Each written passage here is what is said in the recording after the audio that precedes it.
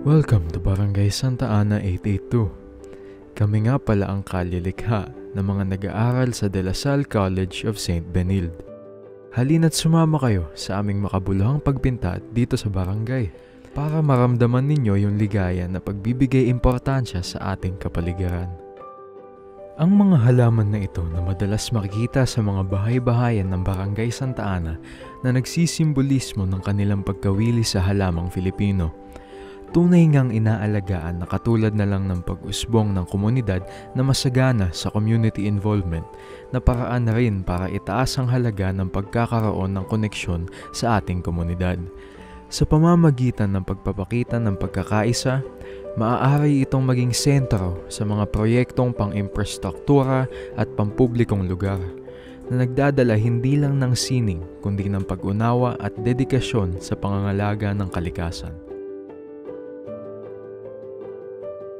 Sa experience ko naman sa paggawa dito sa pagpintura dito sa mural art sa pag-volunteer, masaya naman, sobrang saya kasi I get to learn new things. Kasi kadalasan nasa bahay lang ako, tapos nag-online class, minsan nag-i-school, tapos after na wala nang ginagawa.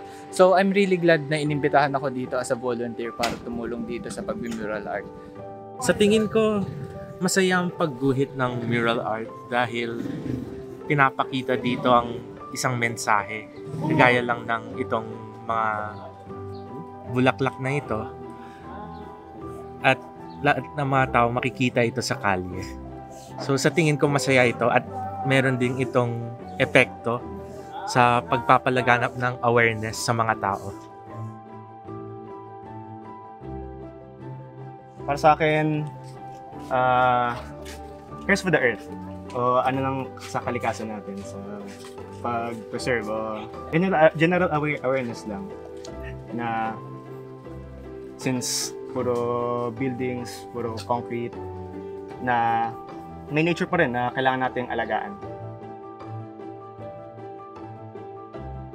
Ito yung home natin eh. I think we should give back at some point yung environment natin through taking care of simple nature such as this, yung household plants or kahit mga iba't ibang types of floras na pwede natin maalagaan. I think being able to take care of that is just a way of taking care yung home natin as a community. Unang-una, dito tayo kumukuha ng resources natin sa pamamagitan ng mga puno, na-cleanse nito yung mga hangin na nakukuha natin.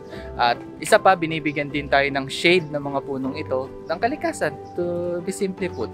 So, kung walang kalikasan, walang mga puno, walang mga bulaklak, wala tayong pagkukuhanan ng ating mga resources, maduming tubig, populated. Oo naman, no? Isa sa mga magandang gawain, no, or project sa mga barangay na magkaroon ng mural art, no, kasama-samang mga tao sa barangay, no, tulong-tulong para sa kagandahan at kalinisan ng barangay. Of course, it's always refreshing na talaga makatulong. So, even sa paraan na ganito, sa simpleng paraan na ganito. As I said, Mira, it's really fascinating na makita ng mga ganito, mga simpleng bagay na ganito. But it's also refreshing, it's also encouraging na we should do something. We should do actually everything for our community. So I encourage, especially sa mga bagong mga taga Del Pilar katulad ko, ako bago ako dito, to join us sa ating mural ngayon, sa ating paggawa, sa pagpaint, for us to encourage more other young people and even the adults kasi natutuwa naman talaga mga adults dito.